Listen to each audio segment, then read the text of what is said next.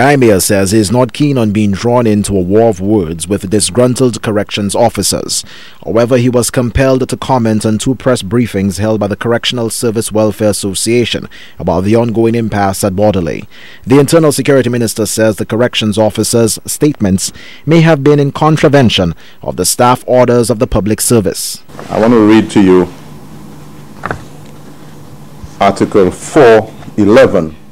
And it reads that no officer, whether he is on duty or leave of absence, shall, and in item C, allow himself to be interviewed on questions of public policy or any matter of a political or administrative nature, or on matters affecting the administration of the security of any state or territory, or D, speaking public or broadcast in any way on matters which may be reasonably be regarded as of political or administrative nature.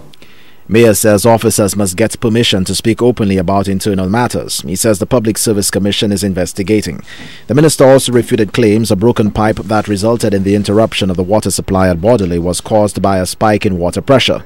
Mayer presented a severely damaged heavy-duty 4-inch water pipe as evidence to the contrary. And that is why when we heard about the damage to the water, we immediately asked the police to investigate. And sure enough, the water pipe was busted.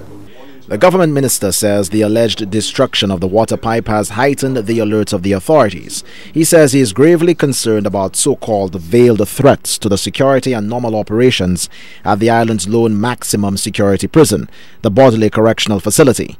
Mayer says the government takes such threats seriously. I would ask the officers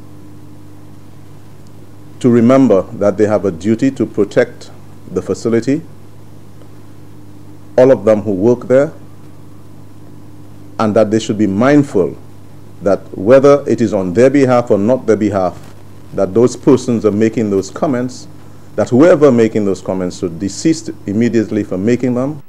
The Internal Security Minister says he does not want to engage in a public spat with the corrections officers in the media on policy and has called on the association to resolve the matter amicably through dialogue and negotiations. Meanwhile, the minister declined to comment on what he says is speculation surrounding the reappointment of Hilary Herman as Director of Prisons, the main bone of contention for the discontented corrections officers.